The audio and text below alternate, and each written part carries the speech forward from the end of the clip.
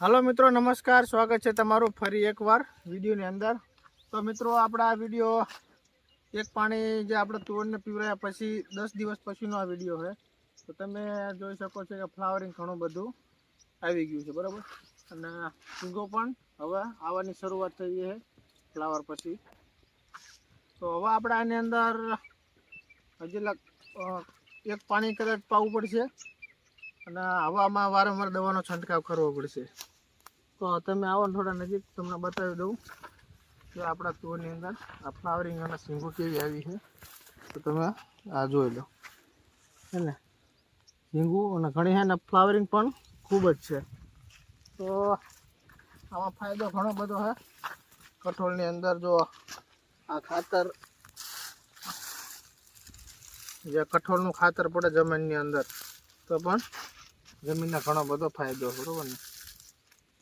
તો જમીનની અંદર જો કે ફાયદો તો કઠોળની અંદર વધારે થાય, પણ હવે આપણે સાચવવાની વસ્તુ એ છે કે આમાં ભૂંડ અને રોજ આની સંભાવના ખૂબ વધી જશે। તો આપણે આમાં વારંવાર રાતે અને દિવસે આંટો મારતું રહેવું પડે। જો કે આપણા શોર્ટની સુવિધા છે, ખેતર ફરતો શોર્ટ મૂકી દીધેલો છે, એટલે ખેતરની અંદર કોઈ માણસો પણ આવીને હાંકે અને જનાવર તો આવી શકવાના નથી, કારણ કે શોર્ટથી જતા રહે। તો આપણા તુવેર તમે જુઓ કે આ બાજુ 20 વીઘાની અંદર તુવેર આપણી છે, બરાબર ને। તો આ બાજુ આપણી આ તુવેર જ છે। તો બધા તુવેર બધે રેગ્યુલર સારી જ છે આપણી તુવેર, કોઈ જગ્યાએ મોડી તુવેર છે નહીં, બધી રેગ્યુલર છે। તો તમને ચાલો બતાવું હું આ બાજુ।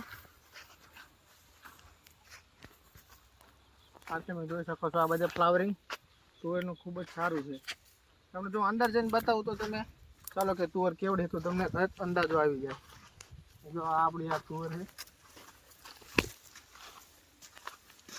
જોઈ લો, કારણ કે આની અંદર કોઈ રોગે નથી। આપણે આની અંદર દવાનો છંટકાવ કરી દીધો હોય, જે આપણે આની અંદર ઈયળોની જે દવા મેન હોય એનો છંટકાવ કરી દીધો હોય, અને જે લગભગ 2 ડોઝ આપણે 2 થી 3 ડોઝ એવું કહી શકાય, 2 થી 3 ડોઝ આપણે આપવા પડશે આ તુવેરની અંદર।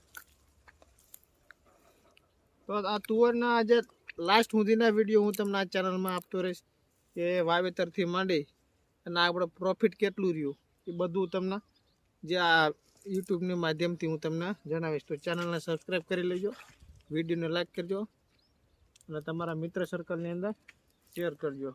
આના આપણે એવું કહેવું હોય કે શાંગું પાકી જાય પછી એમ ટૂંકમાં બધી શીંગું પાકી જાય પછી કેટલો માલ છે, કારણ કે આપણે તુવેર પહેલી વખત કરેલી છે એટલે આપણને ખાસ આઈડિયા નથી, કારણ કે આમાં એક શીંગ આવે પાછો ફ્લાવરિંગ ચાલુ રહે, બરાબર। જે ઘરે ફાલ આવી જાય ને ઘરે શીંગું થઈ જાય એમાં એવું છે નહીં।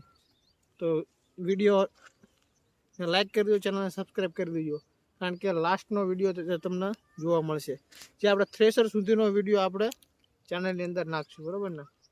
તો આજના વિડીયોમાં આટલું તે, બાકી નેક્સ્ટ વિડીયોમાં જાણીશું અલગ અલગ ખેતી વિશે પણ તમને હું જણાવીશ। જય હિન્દ, જય ભારત।